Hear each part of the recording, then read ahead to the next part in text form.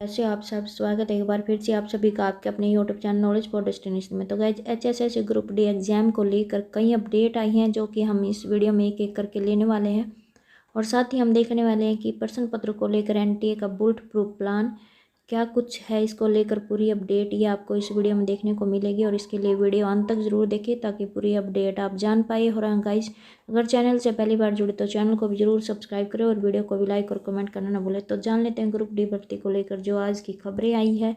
तो सबसे पहले जान लेते हैं जो NTA की तरफ से बुलेट प्रूफ प्लान बनाया गया। तो देखो यहाँ पे पूरी पहले अपडेट क्या है कि CT परीक्षा डिजिटल लॉक और GPS सिस्टम से आपकी पुख्ता होगी प्रश्न पत्रों की सुरक्षा। तो गाइज आपका जो 21 और 22 अक्टूबर को ग्रुप डी का CT होना है, इसको लेकर कड़े सुरक्षा कदम उठाए गए हैं और यह परीक्षा आपकी जो पिछले माह नवंबर में आपकी CT की परीक्षा हुई थी उसी की तर्ज पर यह परीक्षा होने वाली है और NTA यह परीक्षा लेगी।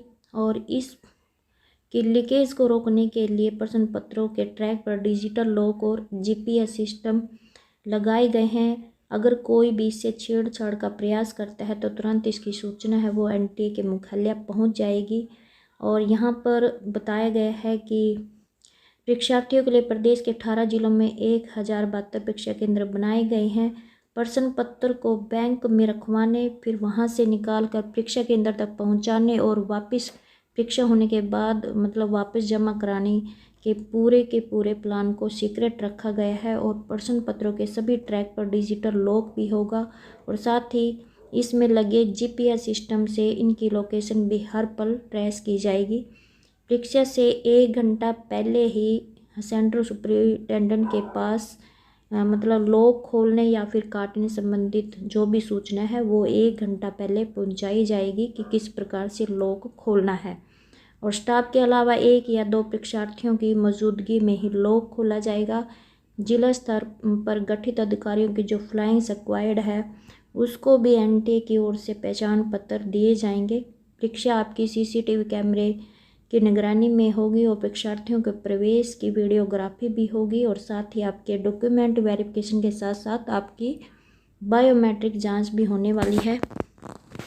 और यहाँ पे बताया गया है कि CT परीक्षा में लड़कियों महिलाओं की को मनचाहा जिला यानी कि उनके अधिकतर महिलाओं को और लड़कियों को उनके गृह जिले में ही जो परीक्षा केंद्र है वो अलॉट किया गया है। और वहीं पर जो पुरुष हैं जेंट्स हैं उनको 100 से 130 किलोमीटर की दूरी पर उन दूर के ज़िले में परीक्षा केंद्र है वो दिए गए हैं। और भिवानी के अधिकतर पूर्व अभ्यर्थियों का जो परीक्षा केंद्र है वो पानीपत, करनाल, कुरुक्षेत्र, फरीदाबाद और हिसार आदि जिलों में परीक्षा केंद्र उनके बनाए गए हैं। तो ऐसे में सुबह के साथ ही परीक्षार्थियों के लिए केंद्रों तक पहुंचाने की कड़ी चुनौती है। यानी कि सुबह के 70 में जो परीक्षार्थियों की परीक्षा है उनको पहुंचने के लिए थोड़ी सी चुनौती रहेगी क्योंकि भिवानी से उनको या तो पानीपत, करनाल ऐसी जगह पर पहुंचना है तो थोड़ी मशक्क़त उनको करनी पड़ेगी। और विकल्प यहाँ पे ये भी दिया गया है कि विकल्प नहीं भरा तो आपके प्रति प्रश्न कटेंगे 0.95 अंक। इसमें लिखा है कि यदि कोई अभ्यर्थी उत्तर के 4 विकल्प नहीं भरता है तो उसे 5वां विकल्प भरना होगा, अन्यथा उसके 0.95 अंक काट लिए जाएंगे। और यहाँ पे खबर आई है कि 2 एडमिट कार्ड जारी होने पर दे सकेंगे एक ही बार परीक्षा। तो गाइज यहाँ इसको लेकर कल हरियाणा कर्मचारी चयन आयोग की तरफ से नोटिस भी जारी किया गया था कि बहुत से ऐसे परीक्षार्थी हैं जिन्होंने 2 बार अपना पंजीकरण कराया हुआ है ग्रुप डी के लिए। तो ऐसे में उनके एडमिट कार्ड भी 2 आए हुए हैं। तो लेकिन आपको परीक्षा एक ही दिन देने जाना है, या तो 21 की शिफ्ट में या फिर 22 की शिफ्ट में, या आप देख लेना जिसमें भी आपको सहज महसूस हो उसी दिन आप परीक्षा देने जाना।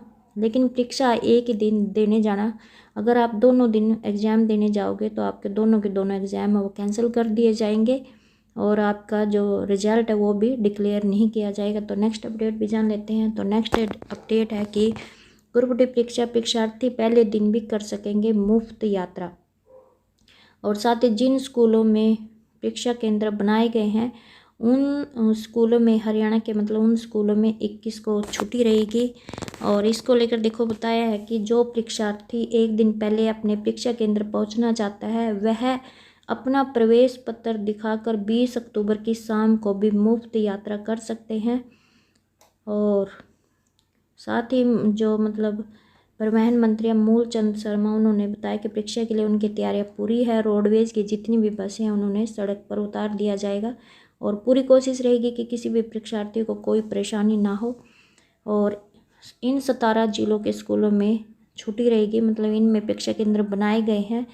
तो यहाँ पर शिक्षा विभाग की ओर से जारी अधिसूचना के मुताबिक पंचकुला, अम्बाला, यमुनानगर, कुरुक्षेत्र, करनाल, पानीपत, सोनीपत, गुरुग्राम, यहाँ पे मतलब इन स्कूलों में ग्रुप डी की परीक्षा होने के कारण छुट्टी रहेगी। और परीक्षार्थियों को क्या क्या लेके जाना, देखो यहाँ पे इन बातों का आपने ध्यान रखना है कि परीक्षार्थियों को प्रवेश पत्र के पहले 3 पेज प्रिंट निकलवाने हैं। एक फ़ोटो एडमिट कार्ड पर लगाने के साथ ही 2 फोटो आपको साथ में लेकर जानी है। इसके अलावा आधार कार्ड या फिर कोई दूसरा पहचान पत्र जिस पर अभ्यर्थी की जन्म तिथि अंकित हो वो मतलब आइडेंटिटी कार्ड लेके जाना है। इसके अलावा 10वीं कक्षा की मार्कशीट भी आप लेकर जा सकते हैं। या तो आपने कोई ऐसा पहचान पत्र लेके जाना है जिस पर आपकी जन्म तिथि अंकित हो। अगर उस पहचान पत्र पर आपकी जन्म तिथि गलत है तो आपको अपनी 10वीं कक्षा की मार्क लिस्ट लेके आप जा सकते हो। और 21 और 22 अक्टूबर को ये आपकी 4 शिफ्टों में आपकी ये परीक्षा का आयोजन किया जा रहा है। और इस परीक्षा के लिए 11,84,000 अभ्यर्थियों ने पंजीकरण कराया है। और यहाँ पे एक पाली में 3,44,000 आवेदकों के परीक्षा देने की व्यवस्था की गई है। और परीक्षा सुबह 10 बजे से आरंभ होगी और 11:45 पर ख़त्म होगी। वहीं दूसरी पाली में परीक्षा का समय दोपहर 3 बजे से आरंभ होगा, जो कि 4:45 तक ये परीक्षा आपकी चलेगी। नेक्स्ट अपडेट जो कि बहुत ही मोस्ट इम्पोर्टेंट अपडेट रहने वाले कि रोडवेज ने ग्रुप डी की परीक्षा को लेकर बनाया रूट प्लान और एक सेंटर के लिए 50 से 55 बसें भेजी जाएंगी। और यहाँ पे अपडेट है कि महिला परीक्षार्थी संघ पारिवारिक सदस्य भी कर सकेगा मुफ्त यात्रा, यानी कि जो भी महिला कैंडिडेट है उसके साथ एक पारिवारिक सदस्य को भी छूट मिलेगी, यानी कि उसका भी कोई किराया नहीं लगेगा। और आपको ये पता है कि बसों में फ्री यात्रा के लिए परीक्षार्थियों को एडमिट कार्ड दिखाना होगा।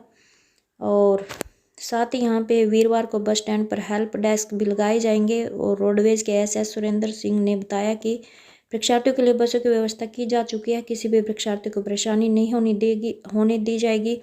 और बसों की जानकारी लेने के लिए ये नंबर भी दिया हुआ है कि 16 62 23 32 85 पर आप संपर्क कर सकते हैं। और 400 रोडवेज प्राइवेट तो 400 बसें हैं वो स्कूल की बसें लगाई जाएंगी। और यहाँ पे दिखाया गया है कि रूट प्लान अगर कोई भी कैंडिडेट हिसार से अगर अम्बाला परीक्षा केंद्र पर परीक्षा देने के लिए जाएगा और उसकी अगर सुबह की शिफ्ट है तो उसे रात 2:30 बजे बस की टाइमिंग रहेगी। उसकी अगर शाम की शिफ्ट है तो उसकी सुबह 7 बजे उसकी बस की टाइमिंग रहेगी। इस प्रकार करनाल के लिए अगर जाना चाहते हैं हम हिसार से तो अगर सुबह की शिफ्ट है तो रात 3 बजे बस की टाइमिंग, और सुबह अगर शाम की शिफ्ट है तो उसे सुबह 9 बजे बस की उसकी टाइमिंग रहेगी। कुरुक्षेत्र के लिए रात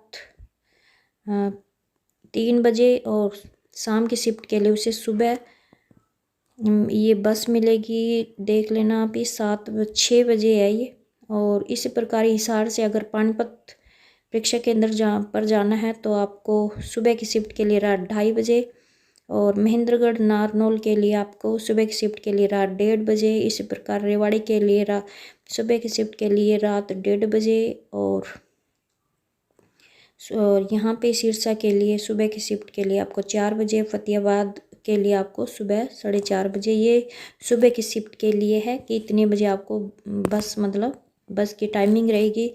अगर आपको शाम की शिफ्ट में अगर पेपर देना है तो ये यहाँ पे दिया हुआ है कि सुबह इतने बजे बस मिलेगी, तो ये आप देख लेना। तो आज की अपडेट यही थी। आई होप आपको ये अपडेट अच्छी लगी हो। प्लीज़ चैनल को सब्सक्राइब और वीडियो को लाइक करना ना भूलें।